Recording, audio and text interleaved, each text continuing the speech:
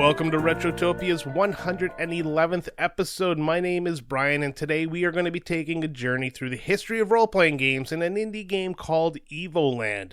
Now, if you're just here for the game chat, head about 25 minutes down the road and you should find it, but we hope you stay because we do like these intros and we like to have a little bit of fun. Now, before we begin, I do have to get some plugs out of the way, so if you could rate us 5 stars wherever you're listening on your podcast, it helps us become more visible. Also, if you want to join us on social media, you can do so at linktree/Retrotopia. That's linktr.ee/Retrotopia, where you can find our Instagram, our Twitter, our YouTube, all those, including a link to our Discord, where we have a nice community growing. Also, you can go to retrotopia.dashery.com or use a link in the description of this podcast, and you'll find our merch store. We also have a Patreon, which is free to join at patreon.com/retrotopia. There you can take part in polls, chat with the host, you can write in about the game of the week or the 9-bit banter box to the host of the week. You can also get Quick Play, which is a short review series that we have going on, and get Retro Bites 15 days early with an extra topic, now featuring more Joe. You can also join the Hero tier and get all this, as well as select a game for the host to review on Quick Play, get New Game Plus, and you'd get a shout out. Now that the plugs are out of the way, it's time we give you, the audience, a chance to write into the host, who is me, on what we call the 9-bit banter box, which is culturally elegant.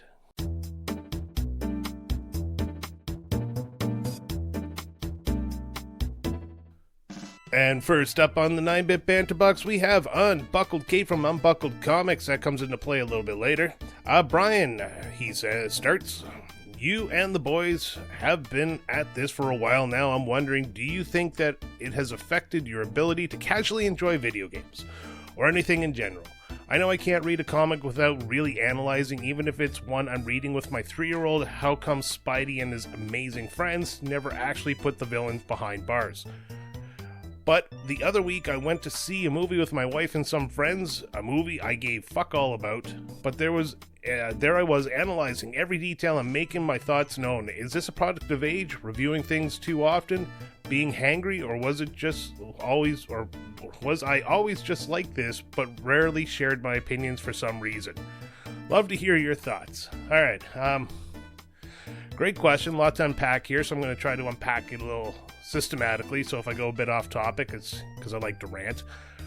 I am still able to enjoy games, but I have to make sure I enjoy the games away from the show. So I just finished Ghost of Yotai. I love that game. That was my side game that had nothing to do with the show. I did turn it into a New Game Plus, though. That's the other thing. If I like a game enough, or if I have an opinion on it, I will try to add it to the New Game Plus tier, on the Hero tier there. I'm now into Power Wash Simulator 2, and in the last 2 days I've played 12 hours of that game. It is highly addictive. You got to be careful with that one. That is one of those games that just locks you in. You don't realize time is going by. So yeah, I am still able to enjoy games. Games for the show, it hit and miss. I mean, honestly, if I really like the game, I get into it. If the game surprises me and it's good, I will lock in. Some games I have to force myself through because, let's be honest, not everything is a golden nugget in this turd of a podcast we have going on. But as for things like movies and all that, I have noticed I've been watching a lot less movies, and I pretty much stopped reading altogether.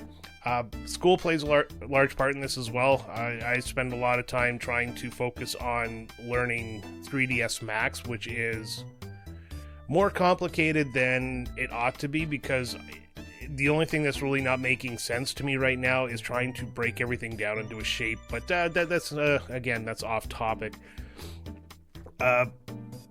If I had to give you my unprofessional opinion, though, I think you're just somebody who likes to look beyond the story. I do too. Like, I will watch movies and I will see glaring mistakes, and I will, make the comment to my wife. It's very normal to see flaws in medias, and honestly, it's quite hard to let yourself just get lost in a movie. Some movies are so dumb. Like, if you take the original Airplane from the 80s, I mean, that movie you cannot take literally, but it is actually based off of 2 movies, one called Airport and the other one called Zero. I can't remember the name of it. It's a Canadian movie, but it's almost a shot-for-shot parody of those 2 movies. And if you watch the originals, it takes itself very seriously, but Airplane doesn't. So I obviously saw Airplane first, and then the originals, all I could do was analyze scene by scene. So it's, I guess it's just something we do as adults. I don't think it's a bad thing. Just it might be how you've learned to ingest media. It's just how you absorb story. I also think that pointing stuff out is not a bad thing, especially if you find it funny, but I also find that we tend to allow ourselves to become quite negative, almost jaded as we get older, so it's something I've always had to avoid doing. I don't like the feeling I get of being negative all the time, because it's just, putting yourself in a bad mood. So I'd say, if anything, try to avoid being super negative. Pointing stuff out that's funny is great, but yeah, I guess you've probably become more aware since you started your podcast. Here's the callback to Unbuckled Comics, sorry. You really do dig deeper into the stories of comic books and stuff like that, so you've got to be training yourself, whether you notice it or not, to be more analytical when it comes to stories. I don't think there's anything wrong with it, buddy. I just think, just avoid being super negative about stuff, because that just breeds more negativity. Always be happy. Next up, we got Supercalifragilisticexpialidocious, who I had to add his name to my spell checker, so I didn't have to spell it out anymore. He says, do you have any Black Friday regrets? Well, Black Friday isn't really that huge of a deal in Canada as it is in the US. There is a video online. If you look Canadian Black Friday, and you'd have to probably search for it now, it's a little bit older, but it's Best Buy opening the doors on Black Friday, and this one guy, a lineup of people walking in, and the employees are clapping. There's no mass rush of people. It's truly, truly Canadian. But they've also done something where instead of being a Black Friday day sale, it's now a Black Friday week sale leading into Cyber Monday. And I, like many people, have noticed a long time ago that some companies are starting to raise their prices a few months before. I have a tracker on Amazon that tells me what the price was throughout the year, and it shows me on a chart, and you'll notice a lot of stuff on the Black Friday or the Cyber Monday deals have been bumped up in price, and then they're put back to their original price and marked as on sale. So it's shady business tactics, and I don't jump at it anymore. We do Boxing Day here, which is December 26th, so the day after Christmas. Same idea. We all get together, have turkey, and then we go out and maul each other in the stores. That's pretty much our Black Friday. That's where a bunch of good deals come, and again, they've turned it into a Boxing Week sale, so it's kind of pointless because you can now just take your time. It's kind of taken away some of the excitement of these days, and I think they've done it to themselves. But as for regrets, not anything really. I mean, I've gone into stores and I've seen stuff I've wanted, but I very rarely on these days have disposable income. I mean, especially right after Christmas. I save money by being poor. That's how I put it. Hopefully that answers your question, because I don't really have a better answer for that. I don't tend to regret missing or purchasing stuff because I have quite more than I need. Before I retired from the military, I went on a shopping spree and I got myself all my fun little toys to last me for a few years. Alright, so moving on, we got Hoodies, Gang of Thugs, who says, Big Bad Bucking Brian. Do you like snowmobiles? They seem like good transportation when living in a frozen tundra. Yes, Canada, the frozen tundra, 20 miles from where you live, instant wall of ice year-round. So no, I don't actually like snowmobiles, but there's a qualifier to that. I've actually never ridden a snowmobile. I've always been on ATVs and quads and stuff like that. I've never owned one myself, but I've borrowed some from friends, and we used to have a lot of back trails where I lived up north in Alberta, and we would always go on the back trails and, screw around and do stuff like that. It was a good time, but I could never convince myself to actually buy one because I could never convince myself I would use it enough. Hindsight being 2020, kind of wish I did, because could have gone places on my own. Mind you, there wasn't cell phones and GPS and shit like that, so I probably would have got lost and, I wouldn't be here today. I don't think, unless I went far north where there is a ton of snow, that I actually would like snowmobiling, but there are trails, I believe, up north where you can snowmobile for days at a time and go, just basically do a voyage completely on snowmobile, and that sounds like something I'd actually enjoy, going from location to location and just spending the day ripping around on a snowmobile. Alright, I hope that answers that question. Snowmobiles equals garbage. Just kidding. Alright, next up we got the big deal. During the last... Sorry, I gotta restart this. Man, it's early in the morning. During the last 9-Bit Banter Box, you mentioned a fan game you're playing, AM2R. That's another Metroid 2 remake. Have you dipped your toes in any other fan games, and which ones can you shout out as being of high quality as an official release? I'll shout out this is big deal still. I'll shout out TMNT, Rescue Palooza, and Mega Man X Street Fighter myself. Alright, so as for me, yes, I played another Metroid 2 remake that was a quick play, as somebody asked me to do. I normally don't jump into, I'm gonna say, like, randomizers and mods and things like that, because my experience tends to be I get the ones that are like low quality remakes, or somebody who doesn't understand the concept of storytelling and taking a story and making it respectful to the original stuff. Another Metroid 2 remake blew my mind. It is a direct remake of Metroid 2, and it's done in the Game Boy Advance style, and they did it so well. And of course, it's in the quick play. It's coming up in the quick play pretty soon, so if you're part of the Patreon, you can listen to that episode. But the short story of it is, this guy makes this remake. He fucking nails it. He just absolutely makes the most beautiful remake of Metroid 2 possible. Nintendo comes in with lawyers swinging, and they take him down, and they take every copy online down. But of course, once it's online, it never comes down. And then they release their own DS version or 3DS version of the remake. So this game, if you can get your hands on it, which is PC only, you got to install it. It's not like you can slap it on Steam or something. Yeah, if you can get a copy of this game, definitely worth a playthrough. It is, like, so good. Like, everything you want updated is there, and they added new enemies and, like, storyline capabilities and stuff like that. So, like, the guy put the work in, so it was really good. As for anything else, there is only one other fan-made game, which I haven't got around to playing, which I've been reading is kind of mixed reviews. And it's Chrono Trigger Crimson Echoes. And obviously, me being a huge Chrono Trigger fan, you think I'd jump all over this, but at the same time, I don't want to have, like, Chrono Trigger poo-pooed on by somebody who just doesn't really get it. I've heard good things about it. I've heard it's like way harder than Chrono Trigger, but it just reuses the assets and the locations, and it remakes the game. So one day I'm going to get into that and play it again. Anything else, I don't know. I don't do randomizers. I don't know. I get people love the challenge of things like that, but not me. I prefer a game that, is done, or a remake that's done properly. AM2R has set the standard.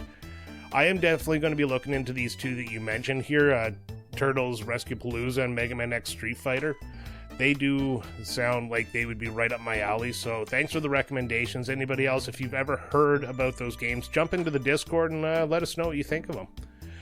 Next up, we got Blue Yoshi, who says, Brian, please come up with a name for a Pokemon card. Here's my version for an example. Reverse Holo Rainbow Rare Tag Team Double Pikachu and Shiny Zekrom VMAX GX. You asked the absolute wrong person for this. I was going to record the intro 24 hours ago, but I had to figure out what the hell you were talking about and then come up with something. And then I started having fun with it. So I came up with 1, 2, 3, 4, 5, 6. I came up with 8 of them. I had to go to my son because he does have Pokemon cards. Him and his friends have started getting into them, as all kids eventually do. I'd rather him do drugs, honestly. No, I'm just kidding. But yeah, I came up with 8. So here we go. I have Reverse Hollow Cosmic Rainbow Rare Tag Team Double Pikachu and Shiny Raichu VMAX GX EX. All gibberish to me. Full Art Hyper Flare Secret Rare Tag Team Charizard and Moltres and Shiny Arcanine V-Star VMAX GX. Parallel Foil Title Surge Ultra Rare Tag Team Squirtle, Wardle, and Blastoise VMAX EX V-Star GX. Reverse Hollow Leviathan Secret Rare Tag Team Magikarp and Shiny Gyarados V-Star VMAX.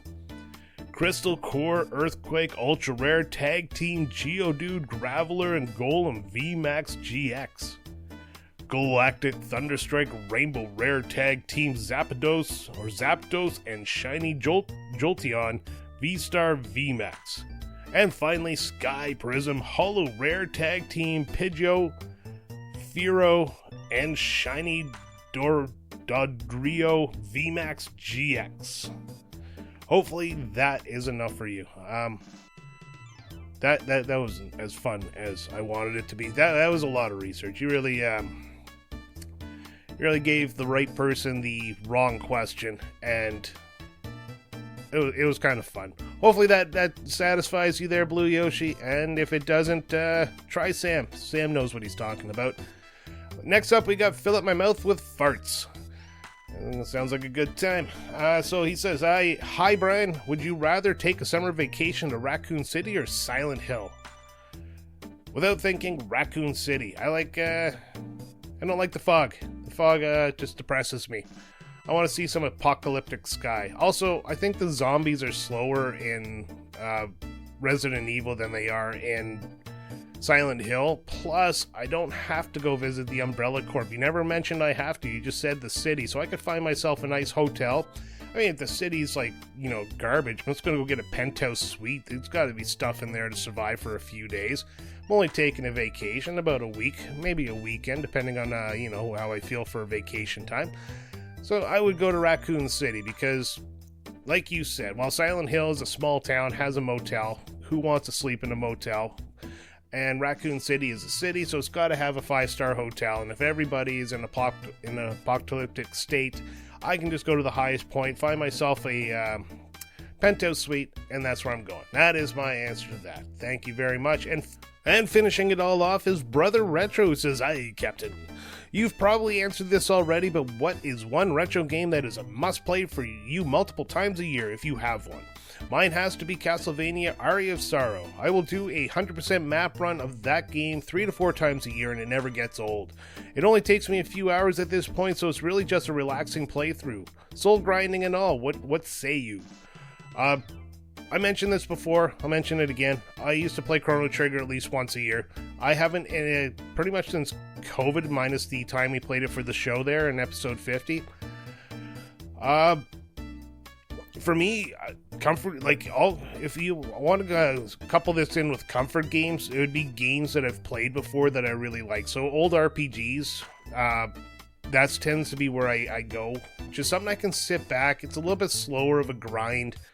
It's not stressful jumping, it's not platforming, or it's not Souls-like. It's not anything that requires me to have reaction time. So just get into it, replay it, enjoy the story again for the umpteenth time, and just have something to take me away from reality for a bit. That's pretty much what it comes down to. Other than that, I really don't have a huge answer for this one. Aria of Sorrow sounds absolutely awful to me as somebody who's not a big fan of Castlevania. I'll never play Symphony of the Night again. I've played it once, and yeah, that was good enough for me. So, you know what? If I had to say something, if I had to pick a game that I had to play a few times over, it'd be Super Mario World. That game it's not perfect in my opinion, but it's close enough. It has everything you just kind of want in a platformer, and it has enough levels to last a couple of hours. So I'm going to go with Super Mario World. I need to do another run through of that. It's been a couple of years, but I don't have any more annualized games. For over the last 12 months, I've been attempting to go through the Final Fantasy games. So I've done 1 through 6. I've finished 8 as of recording right now, and I started 7 again. My goal is by May to get through 10. all the way through 10. So I have the rest of 7, 9, and then 10. And that will be 10 Final Fantasies in 12 months. And it all started with Final Fantasy IV back when we did it for the show. So I'm getting there. Just Final Fantasy VIII kind of broke me for RPGs for a bit. I could tell you why, but, you know, Alan keeps telling me to stop. So that's it. That's my answer. And that's my answer for everyone. So that's going to do it for the 9-Bit Banter Box. As always, thank you guys for writing in. This week was some particularly challenging questions, looking at you, Blue Yoshi. But no, I had a lot of fun with it. I even took some extra time to do it, distracting me from my homework. It was kind of a nice break. All right, so as we do now here, we're going to move on to our next segment, which is going to be the monkey paw of Retrotopia. It is Choose One, Lose One.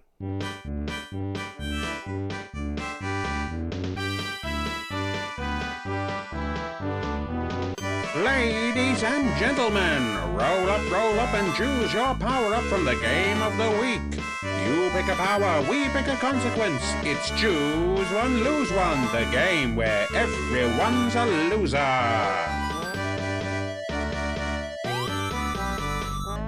That's right, it's Choose One, Lose One, the game show of Retrotopia, and this week is Evoland, and it starts with Unbuckled Cape, who says, I'm not big on RPGs, so I'd like to grow my RPG-ness. Thanks. Granted, you now have a very large RPG-ness, but it's too large. Now you can't handle how large your RPG-ness is with the vast backlogs of RPGs out there, and you succumb to overstimulation and die of autoerotic RPGing. It's where you wrap a belt around your neck and hang yourself from the closet while playing Chrono Trigger. Great time, trust me. Never climax so hard. Off topic. Supercalifragilisticexpialidocious says, I would like quality of life improvements as I get older. Granted, my friend, your life gets better mechanics, making tasks easier. However, you cannot function without a controller in your hands as you require the analog to move about.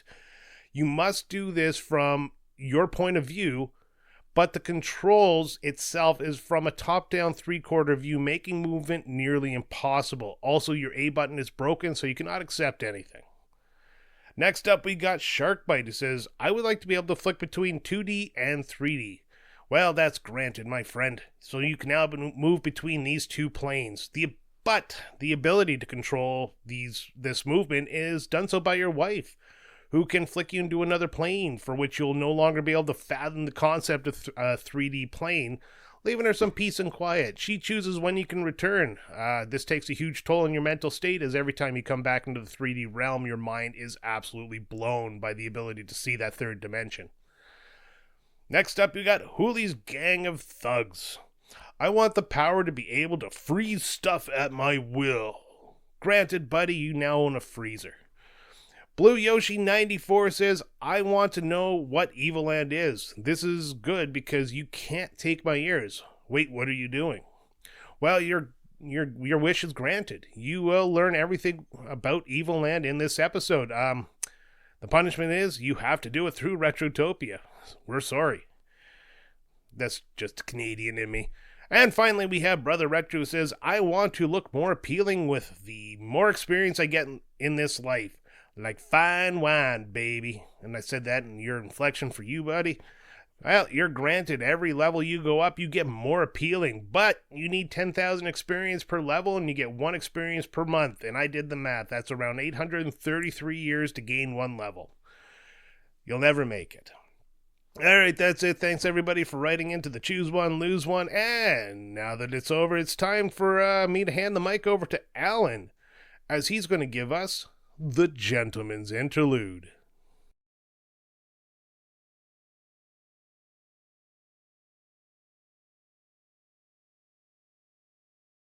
Evoland is game.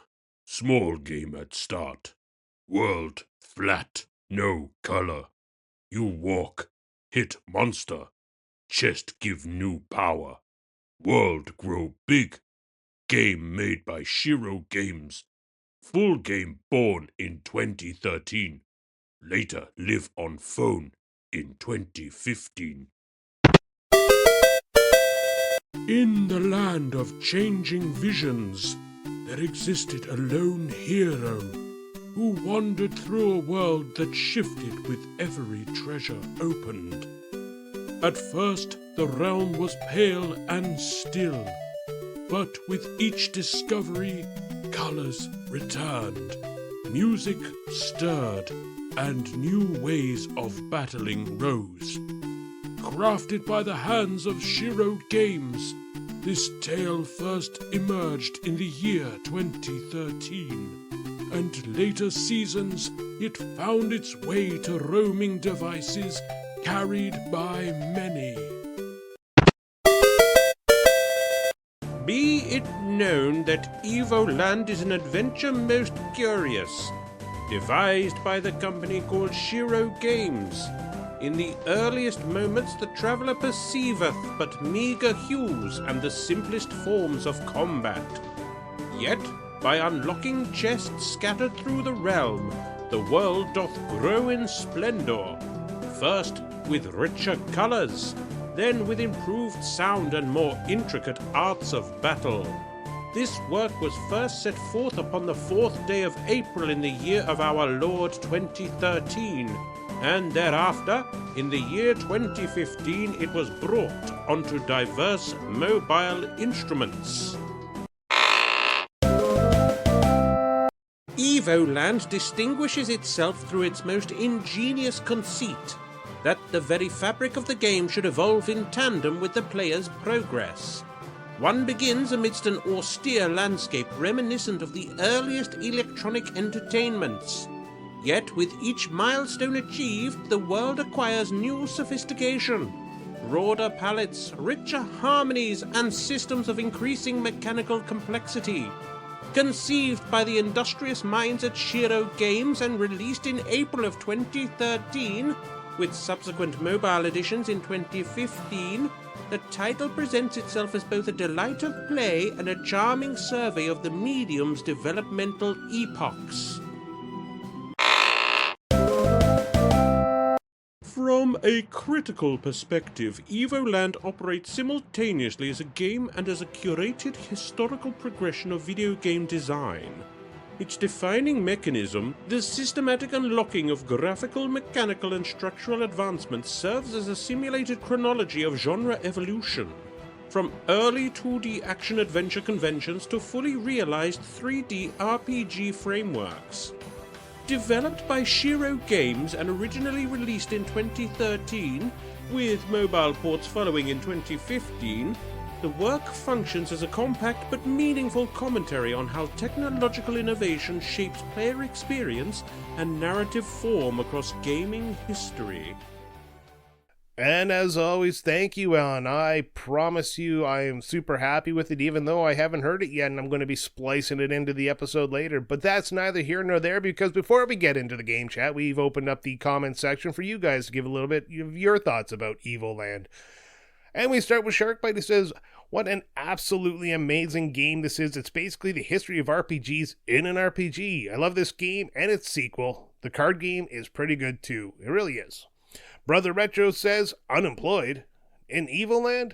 Shout out to anyone who gets that reference, but seriously, never played it, never heard of it, but I can't wait to hear about it. Let's go.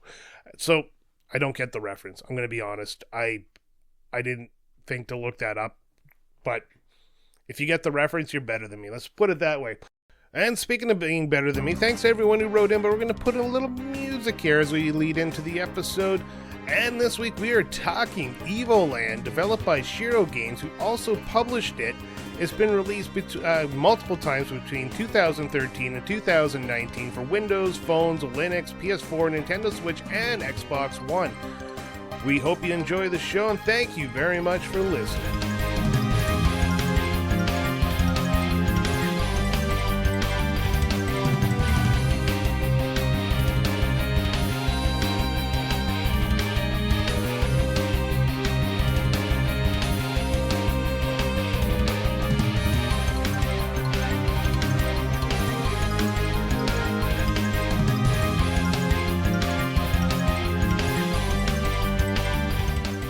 It's Evoland, a little mini indie game that kind of takes you through the history of role-playing games and role-playing like games because it finishes off a little bit Zelda-esque.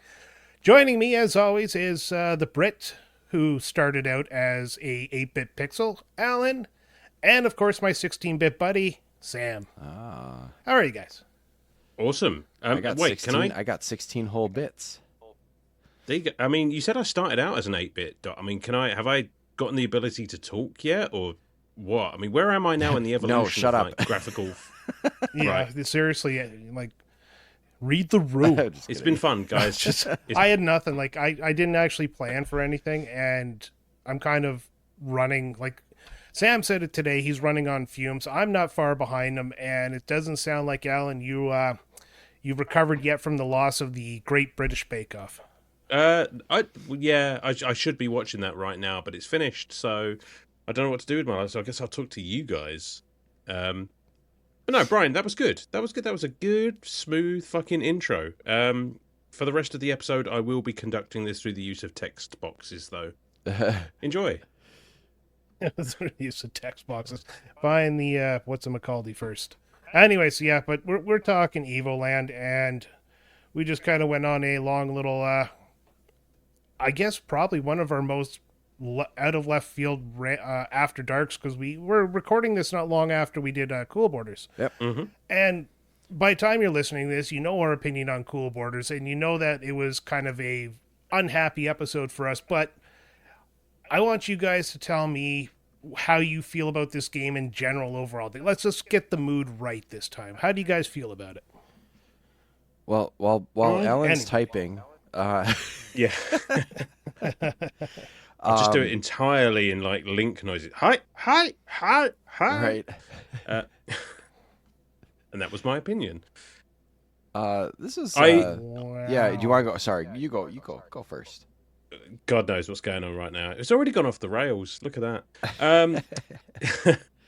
As it so often does. You know what? This game makes me feel warm and fuzzy inside because it is such a lovely little love letter to video games. And I don't know if you know this, but I'm quite fond of video games. So, yeah, this game put a smile on my face for that reason. All right. Yeah. So definitely a better atmosphere. Sam, how are you feeling about it? Yeah, I think I'd grabbed this a while back just based on something I'd heard somewhere, a recommendation, and I never got around to playing it, which is silly because it's only like 3 hours long. I thought it was more substantial of a game, but I'm kind of glad it wasn't because it was just like Alan said, kind of just a nice little chill, sit down and play through it and just kind of enjoy it. It's more of something to be experienced more than anything that's, you have to, it's loaded with achievements. So I don't want to say it's not something that you have to work at or anything. It just really isn't. You just kind of sit down and enjoy it. And I thought that was pretty fun.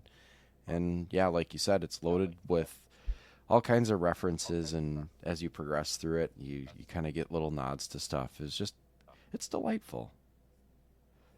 Yeah, and you guys said it well. Like there really is no story to begin this game off with. You start in a silent Game Boy looking pixelated, very low graphics, 1x1 square world, and you're in the middle of the woods. And the first thing you can do is move to the right. That's all you can do. That is literally your only action. You run into a chest, then you can move left, and you run into a second chest, and then you finally get the ability to kind of begin moving from, like Zelda used to do. You'd move from screen to screen, and the whole screen would shift. Mm-hmm.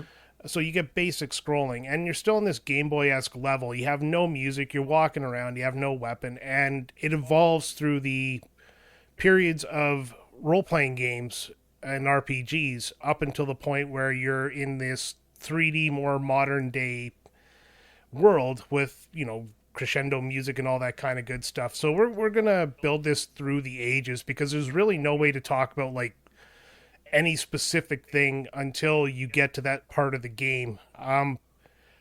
What was your first initial impression when you started the game out and you just had to move right? Do you know what? Right from the off, because you'd kind of already laid the groundwork for what this game was for us, because you, by far and away, as far as I know, have the most experience with this game out of all of us. Yeah. And I'm really glad you brought this to the table, actually, because this, as I said, this was a lot of fun. But I kind of knew what to expect, but not how it was done. And when I first started and it had that, as you say, that Game Boy sort of style of visual and what have you, I was just like, you know what? I could just play an entire game that looked just like this.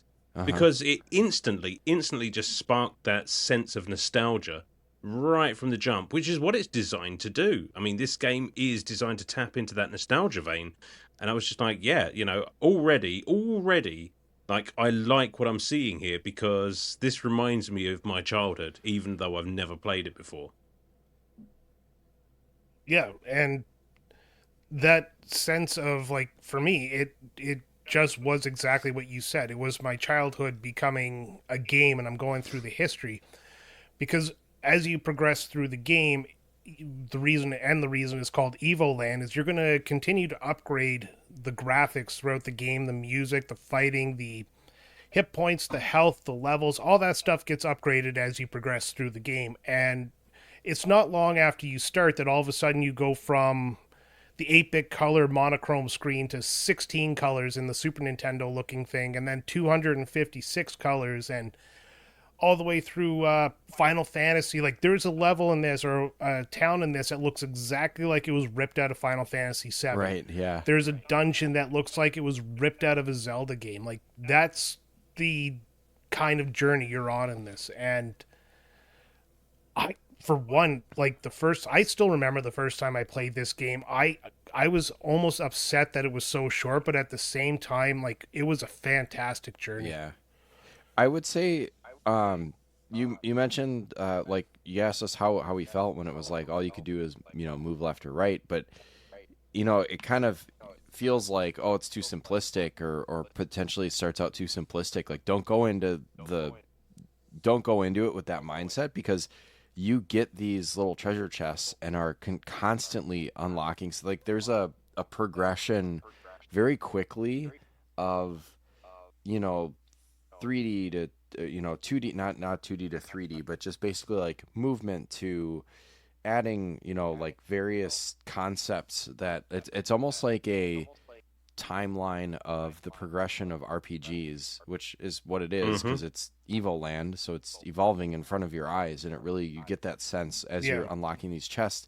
And I don't know if this was like this in the original release, but at least the release I played on the Switch, it kind of pops up like little achievements every time you open. So, like, the game itself. No, that's right from the first time the game released. Because, like, obviously Nintendo doesn't have achievements, but in game, you know, there are achievements that are popping up, and so there is probably, I didn't dig into it too much, but I'm sure there's a full list of them somewhere, and I don't think I got anywhere close to getting everything.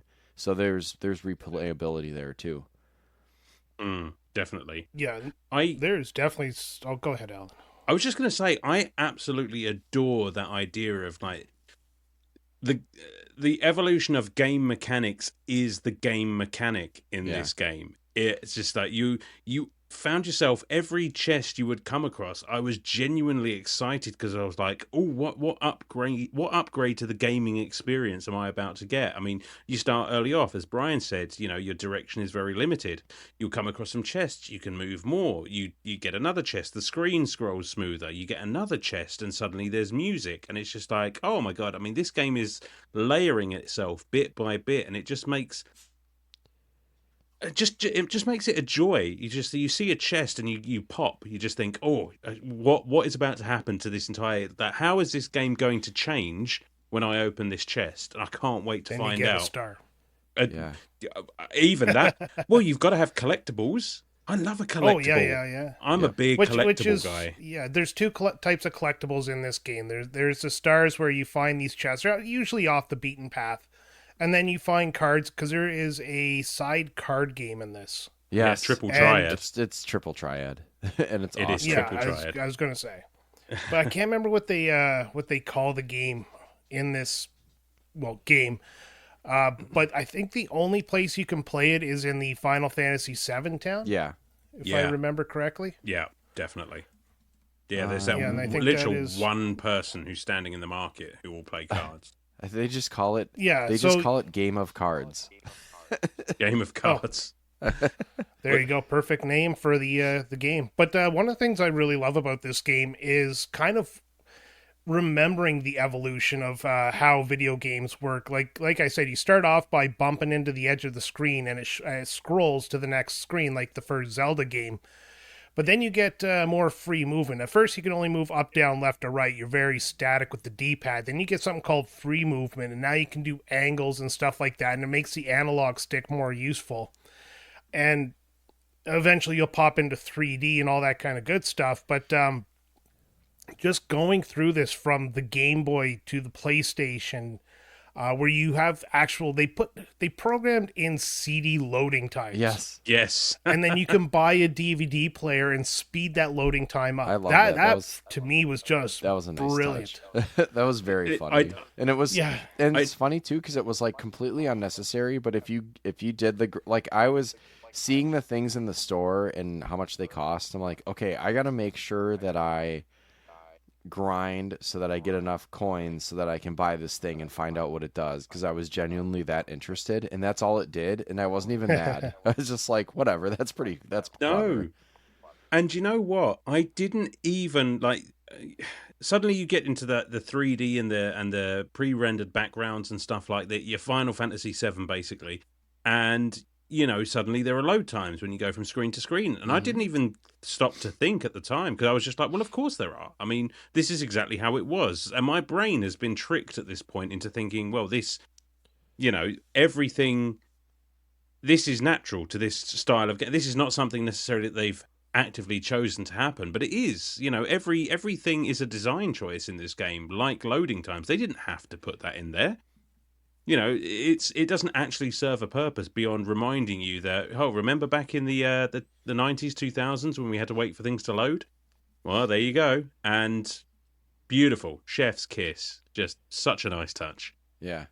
Yeah, and a little bit later in the game when they let you switch between 2D and 3D to kind of further the puzzle, you get an airship eventually near the end of the game, and you can fly back to the old areas you went to, and this 3D 2D mechanic comes in to finish finding the collectibles. But I found it was a great way to, because this happens near the end of the game, and it was a great way to kind of, I guess, show you everything that has gone on since you started the game and put you back in that 2D environment again. It's just, I don't know. There's nothing about this game I dislike. Even that last fight, which we'll get into in a little bit here. We'll get into the big boss fight, because that's probably the worst part about the game, and even that wasn't terrible.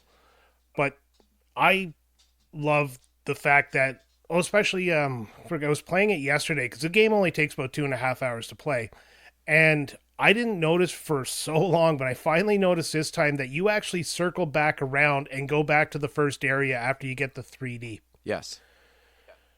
I don't know why I didn't notice that. And I almost didn't catch it, though. I was just like, oh, I think this is the beginning back, Yeah, see it in a different way. I don't think I caught and that then at all. if you try to veer off to where you started it all, you'll get stopped by the side character you get, the Kingdom Hearts-esque type girl named Kari or something like that. Her name is Karis. Karis, whatever. Oh, Yeah. I get Yes. it. And yep. And there we go. And she's a healer. Uh-huh. Yep. Yeah, and she holds a big staff. Yep. Did you guys rename your character? Hell no. I never do. I don't think I did. Yeah, neither do I. But did you get any sort of achievement? Oh, you didn't. So none of us did. I wonder if that's another, the mini achievement or whatever. Like, oh, you renamed your character. Something like that. I'm pretty sure when you first meet her, she asks you your name, and I think no matter what you put in, it will just say you have a name, and that's the achievement there. Yeah. Oh, okay. Did you guys find the secret area after you meet Karis? Maybe. You go around the lake, it's the 16-bit lake. You go around it, and there's a secret grove in there to get another achievement. Is that the Is that the grove where you go? There's a ladder that goes underground. Is that Yeah, that and one? you just run into some trees and you find it, right? I think so. That definitely sounds familiar because I must have seen just about everything because again, anything with collectibles, I'm all over it, mate. So I went and got everything in this game. Yeah, I tried I'm to pretty really sure. explore and get as much as I could. Yeah. Oh yeah, I definitely run into everything, cut every bush, and just make sure I got it all. Well, because But also this time, once you got go the ahead. airship, there was a whole other cavern that you could find. Yeah. I love that. Isn't there always an airship? I mean, that is such a wonderful trope. Like, and I didn't even consider it. It was just like suddenly there was an airship, and I was like, oh, of course there's an airship. Fantastic, because Absolutely. you do get to a point where you're thinking, oh, there's all these collectibles around, and I would really like to go back and get them, but it is a bit of a ball ache to backtrack on foot. So then when they gave me an airship, I was just like, thank you, Mm-hmm. and I was all over that map. yeah, and a big overworld map. Well, not big, but an overworld map that you can just float around and No, it's not massive. go find everything. It's not massive, but it's enough. Yeah, the game's not massive either, so if it was any bigger, it would be kind of ridiculous. But it was well done. Favorite moment in the game. Favorite thing you found that upgraded the game. Do you guys have one? I do. Well, why don't you go Come ahead and back give to me a me. chance to think? Yeah. Yeah. All right, so that moment there where you walk out of the forest into the field there where you start doing the random battles, you hit a chest and it does mode 7 and everything shifts to that mode 7 look. I love that moment. That is a good one. I think I think it's the second that because back in the day I was obsessed with Final Fantasy, especially like the PlayStation ones. And I think that moment you go from the kind of top-down Zelda-esque gameplay and suddenly you're out in the field and, I guess it's kind of strange to say that random encounters and shit like that was probably my favorite change in the game, but it's just like, oh shit, suddenly I'm playing an old school RPG just like I always used to love. And, it did not feel out of place. This game adopts two completely different gameplay styles and I was just like, yeah, fucking seamless. This works. So I really, really like the fact that I can play like a Zelda game. I can now play like a Final Fantasy game. I love that they mix that up. Yeah. That Zelda dungeon is probably, I'd say it's my favorite dungeon in the game. The one I don't like is that graveyard-esque type, the ruins, I think it's Is that called. where you're in the Oh, cave? yeah. You have to go through and you get all the spiders. Yeah. I did like that, but I was wondering if you guys knew. I had meant to ask you guys if you knew what that was kind of like a riffing off I think of. it's I feel like it's more like Baldur's Gate. Baldur's Okay, Gate or Diablo but like a really or something like simplified that. version. Yeah, Mm. Diablo or Diablo. Diablo. Yeah, Yeah. it's more of the top-down American RPGs rather than the JRPGs this game is really focused on at the beginning. Yeah, a but dungeon it's crawler. right. Yeah, I guess, but it's not like oh, what am I looking for? Like, it's not as complex, I would say. Like, No, I was like, no. man, I'd like to play a game like this, but also games that are actually and the turn-based and all the aspects of the game are definitely simplified. But I think this one more than anything is kind of a simplified version of that. Oh yeah. I do love how this game continuously changes how you take damage. Yeah. Yeah. So, you start off by a one hit, you're dead, and then you get, health points, and then you do random battles, and it's, Final Fantasy-esque. So you have hit points, and then you can level up, and then you get the Zelda hearts, and then when we get to the dungeon crawl area, you get the big globe of blood that represents your health, and when you get hit, it goes down. Right. I honestly, only thing I didn't like about the hearts was the fact that you couldn't get more. I thought it would be nice if you could at least get maybe one extra heart, but you're stuck with 3 the entire time. Yeah, and luckily it's such that like when you take damage, it doesn't take a whole heart away. It takes like a quarter. So really that 3 is not truly 3. It's You know 12. what? I'm gonna dispute that as it goes, because I distinctly remember getting an extra heart. I got 4 by the end of this game. Ooh, And maybe there was one and we just didn't find it. Maybe I missed something. there is, because when you're in the when you're in the field, the sort of RPG field, every once in a while you'll fight a giant yellow bird, which again I really popped when I saw. Good old angry chocobo. And if you beat one of them, you get a bit of, I guess, call it chocobo meat. And you, Oh, it's a 4th heart secret. Sorry, I didn't mean to cut you off. Oh, but it is and a secret.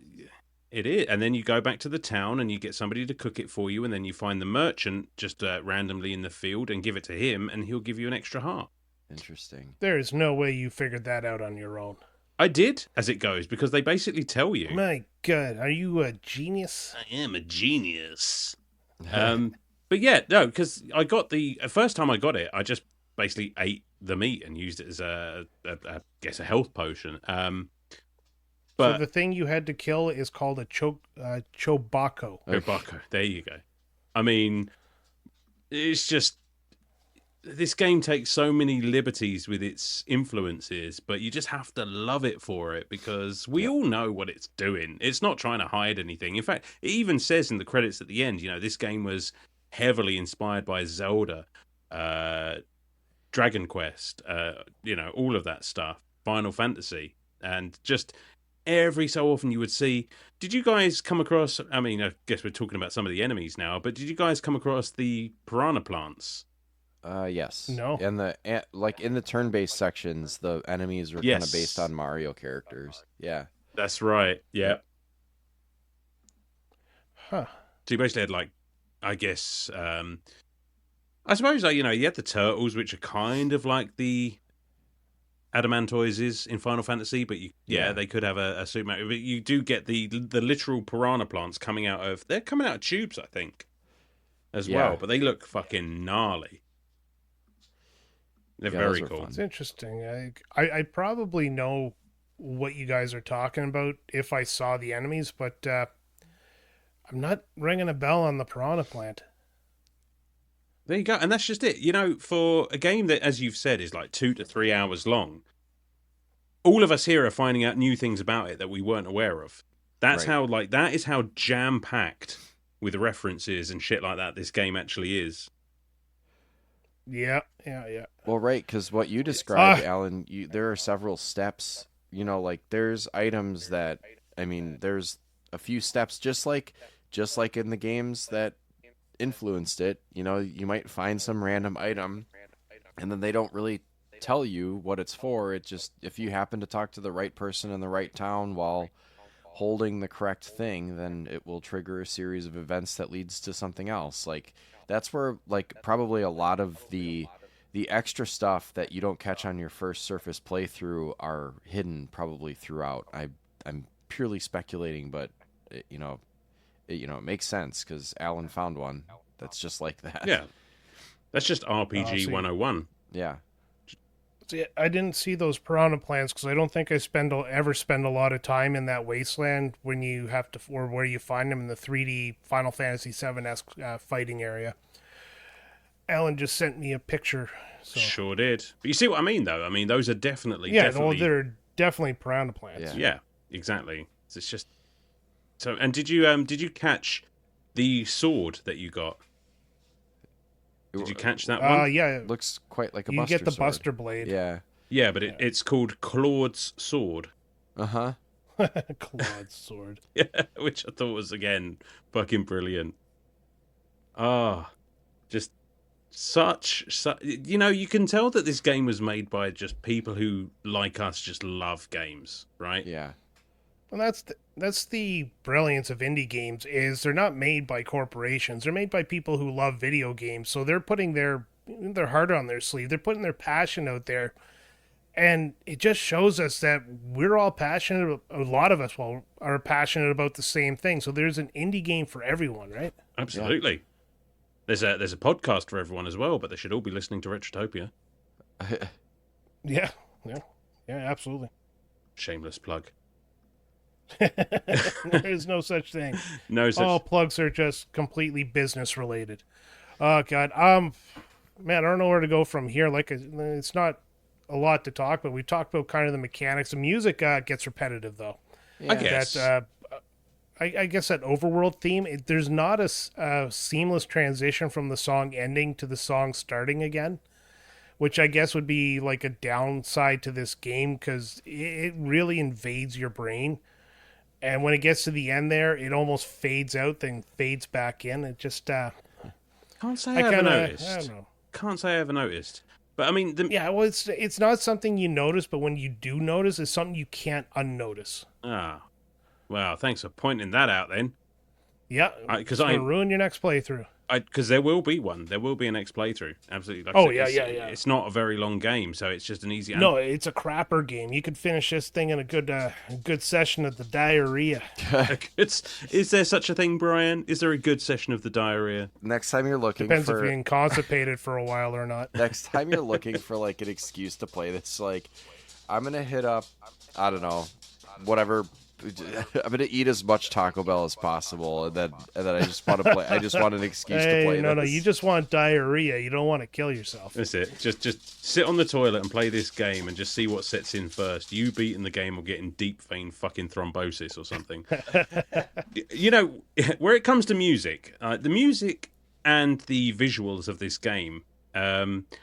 They're kind of difficult to talk about because I think this game sounds and looks exactly like it needs to for the time. I mean, you can't ever say that this game looks bad or the graphics are bad or the music sucks because it's because of the progression through the history of gaming, and it is a very, very natural, sequential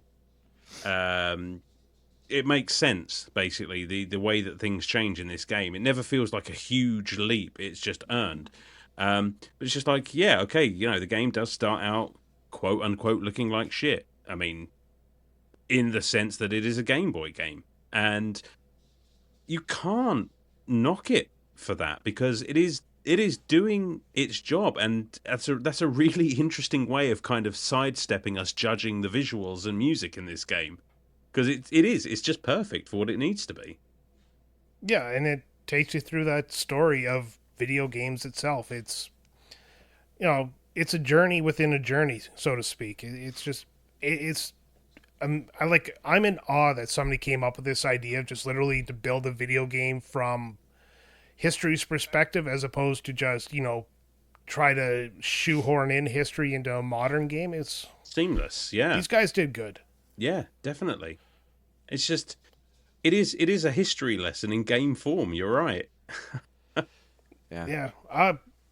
Well, I don't think there's anywhere we can go from here except for to talk about that final boss battle before we wrap it up. It's not going to be a super long episode because it's not a super long game. Worst part of the game, you finally meet the big bad boss there, and then you have your Final Fantasy VII, Final Fantasy VIII-esque fight with them.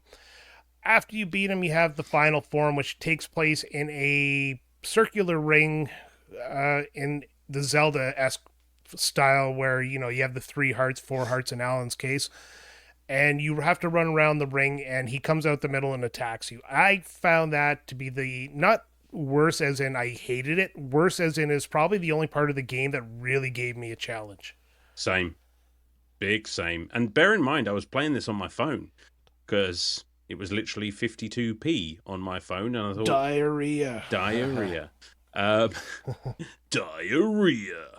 And, yeah, I found it very, very difficult, especially... Well, first of all, I just couldn't figure out to go around behind him and find that ball that had flicked out from back. Did you notice as well that his name is Zephyros? Yes. And that I did notice. And the female character is called Kairis. Totally original idea. Nobody's ever done something like that before. I know, and if you know, you know. But yeah, it was. I found it a bit of a ball ache to try and hit that little pink ball that came out from behind him. He never just seemed to be kind of facing the right way. I went way off track. I can't find the pink ball as I'm hitting him from behind. There you go. Yeah. I was trying to spank that pink ball from the back, but it just wasn't. It just wasn't working. Yeah, it took me a while the first time I fought him to figure out what I had to do to beat him as well. And he shoots out those laser beams. You have to run around, and eventually you just see the ball, and you just go whack the ball off, and do it enough times, and it puts him to sleep or kills him. I did like that there were multiple stages to this fight as well, because well, you have to have multiple stages in the final boss fight. It's law. But as soon as that second stage started throwing those balls at me, and one of them was a different color, I was just like, "Oh, buddy, my inner Zelda aficionado just peaked." I was just, I know what I need to fucking do here. You ain't slick. So I definitely appreciated the old Ocarina of Time nod. That's the one where you had to get the ball to fly out at you, right? Yeah, well, basically just tennis ball it back and forth and back and forth. Oh, that's right. Yeah. What's his name? Azkaram or whatever from Link to the Past? Fuck. I was thinking of Ganondorf from Ocarina of Time, but you're right, and I can't think of the name of the wizard. Agnim. Aghanim? Yeah, something like that. Fuck, it's late. Yeah, he's a dark wizard. Yeah, it's like when you first go to Castle Hyrule there, and you get to the top, and you have to play Batty Ball with his Batty Ball magic because you got the Master Sword, and yeah, that's how you beat him. Yeah, same with this guy. Yeah, and I again that made me very, very happy because it was just another nod to something I love so much. Yeah, Sam, do you got anything left? Or are we ready to wrap this up? Because I'm going to get you to go first. Oh, well, no, on the final one, just one thing on the final boss. Like, I didn't have a great time with it, but I did appreciate, I guess, that those games that we used to play, and I don't know if this is intentional or if it just is what it is, but the games that we liked to play at the time that this game is based off of also had janky boss fights. So, I mean, it just kind of fits. Whether, like I said, whether it was intentional or not, it is, just, it wasn't great. But, if you look back, neither are a lot of the games that we love. So, true enough. Yeah. It just kind of fits. So that's how I'm going to look at it. But absolutely perfect. All right, all let's right. get into scoring this. Sam, you carry this forward. Yeah, you want my final thoughts? All right. Yeah, I'm glad we finally got a chance to play this, or that finally got a chance to play this, because I think I've been just kind of holding on to this in my Switch library for a few years. And I was surprised to learn how long ago it came out. I mean, we are reviewing it on the show, obviously, not because it's quote unquote retro, more because of the homage to the influences than for how old the actual game is. But it's like, wow, it's actually over 10 years old anyways. So whatever, I guess if that's your benchmark, then this is considered retro. So it's like a meta version of retro. It's like a retro inspired, also retro game. But just playing through it, like, you just sit down and have a good time with it. And it's more, easy going. It's not meant to be difficult. It's just meant to kind of be an experience, and it's fun for that. I will definitely play this again, if I have an afternoon or if you're between games and you want to give Evoland a run through, like, just play through it. It's just fun, or if you're kind of down in the dumps and you're wanting something that is a kind of a micro version of the experiences that you enjoyed, without wanting to have to sit down and play a, tens of hours long RPG to get that experience. Like, this is a nice pocket-sized version of, something that's comfort food. So I guess you could go at it from that perspective too. And also, like, I mean, it'll appeal to people in our age group and older, or maybe a little younger if you like to play the games that we like to play. So it's perfect for our age bracket. But also, if you have young kids that are curious about the games that you like, but maybe don't want to commit to, you don't want to overwhelm them with, like, you should play this Final Fantasy game and that Pokemon game and that Zelda game. And then by the time you give them a list of, you give them a reading list, basically, of things that they need to catch up on, they're not going to be interested in it anymore because that's work. Give give them Evoland to play, because that'll kind of give them the gist. And if there's any, like, ask them what their favorite part of Evoland is, and if it's like, well, I really liked, this part, it's like, well, then these are the games that it, fed into that. So, maybe you'll like these. Or kids. It's a pretty cool way to go about it. I don't know, just really unique game. I'm gonna give it a. Are we scoring it? Or is this is this beyond scoring? I'm gonna give it a 9.5. Like, obviously it's not perfect. But as a just kind of a nod to all of the influences, I think they really nail it. And I just found out there's a sequel, I guess. So I'm gonna be looking forward to finding that at some point too, and giving it a try. Awesome, 9.5. It's higher than I thought you were going to go on this one. Yeah. Alan, do you want to carry it forward? Do you want to challenge Sam's score? Oh, I'll. You know what? First thing I'm going to do about what Sam said is just say that what a fucking great idea that is. I never even considered that whole thing about what part did you like the most, and then lead them to it. That is brilliant. That is genius. I love that. Sometimes I have decent ideas when I'm exhausted. Well, you've just used your one per year, and it was worth it. So well done, Sam. Shit, I got it in right under the wire. No, you're absolutely right. I mean, this game is a wonderful, wonderful speed run through the last 30 to 40 years of video games, and just touches on so many things that we love about the genre, about the media rather. The references, the little quirks they put in this game are just perfectly honed to just hit you in that nostalgia bone. And I was playing this the whole way through with a big old smile on my face, because it did just sort of take me on a journey through my own personal gaming history, because these are all the sort of games that I used to play. Your Zeldas, your Final Fantasies and stuff like that. And to see them sort of so lovingly sent up, it just brought me so much joy. It's not a long game, obviously, but I don't think it needs to be a long game, because up until a certain point, you sort of you could run out of steam. Now, it's no denying that the most enjoyable part of the game is finding those new game mechanics in the chests and seeing what changes about the world, but that's a finite thing. You can only go so far with it, so you're going to get to a point where there's not much more you can change, so why carry on playing? And I think the game does a really good job in not overstaying its welcome in that regard. It gets exactly to where it needs to be, and then it says, here's a boss fight, job done. Music and visuals are, again, as I said, exactly what they need to be for wherever they are in the history of gaming, so, you can't knock anything for how it looks or sounds. I will say that there are some janky game mechanics like the final boss. I would also argue that the sword fighting in the kind of top-down Zelda sections, the sort of hit detection is a little bit off. I found that quite difficult, but then I can't remember what we were playing recently that I had the same problem. It's just putting the sword out in front rather than the wide slash. I just find it very difficult to line up those strikes without taking damage myself. Maybe it's a me problem, but I don't think so.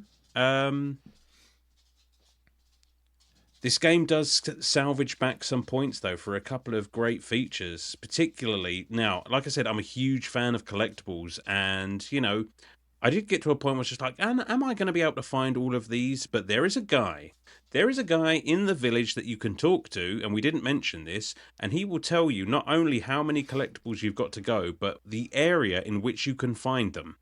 And that is absolutely magnificent. The game gets a point for that alone, because I was more than happy when I found him to just start traipsing around the map looking for everything else that I'd missed. Beautiful, wonderful feature. What else? I don't know. It's just a nice, brief little dose of happy nostalgia. Yeah. I think I'm going to give it about a 9. It's a really fun and enjoyable game, and I'm definitely going to play it again. I'm definitely going to look into the second one. Yeah. Retro at its finest. There you go. 9.5 and a 9, and I guess I get to summarize this all up. I don't really have much to add. I mean, quite honestly, both of you just kind of basically gave this game its deserved reach around. Um, what can I add? There really is nothing about this game to complain about because, as Alan said, it makes the noises it needs to make at the time it needs to make those noises, and it sounds exactly like you expected it to. Every moment that the world upgraded a little bit, you'd have this very bland looking 3D aspect where all the characters were PS1 blocky, and then all of a sudden you get textures, and then everything looks fantastic. It's pixelated 3D, and it just keeps getting better and better from there. And this game is absolutely wonderful. I've played this game about a dozen times. Like, I bought it back in 2013, back when Steam sales, I dumped half my paycheck on a Steam sale. And I think I bought this on spec simply because I liked the trailer for it, and it was cheap as shit. So I have nothing to add. Like, you guys just nailed it, and I'm just gonna go right into my score because I guess maybe I'm going to explain why I'm taking away what I take away, and a little bit is that final boss fight. Kind of not the way I would have wanted the game to end. I felt like that fight was a little bit going backwards because we already did the Zelda thing. Maybe they could have moved forward just a little bit further. One extra, 2013-esque jump for RPGs and stuff like that, or maybe use one of the other mechanics. But that's such a minor point that I can't even really justify that as a way to take it away.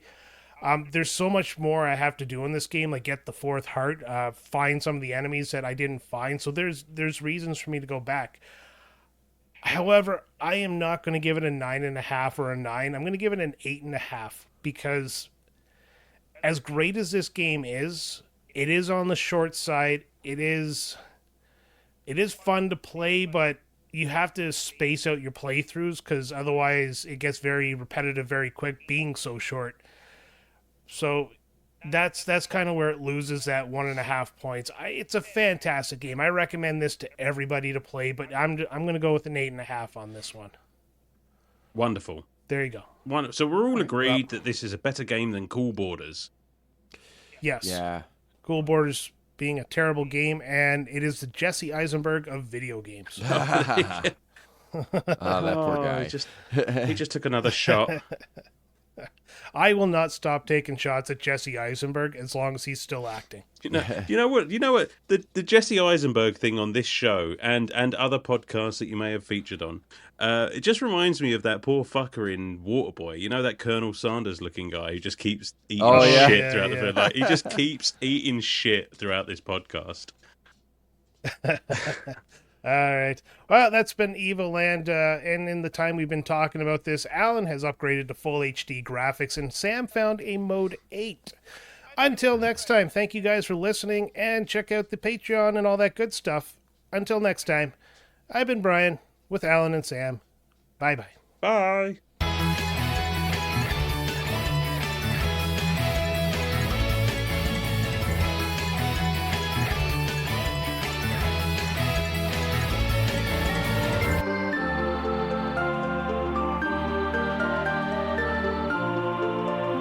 Hi there, everyone. We here at Retrotopia couldn't do what we do without the support of our Patreons. And to that effect, we would like to shout out our heroes at the hero tier.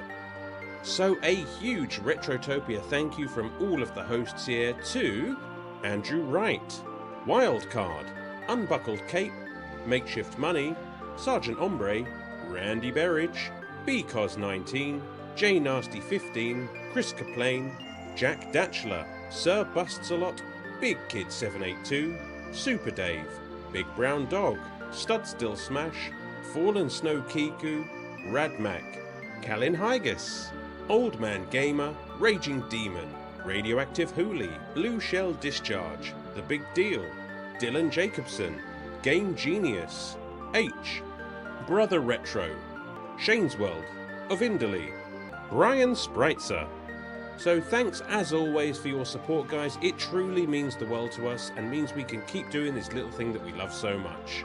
Game on.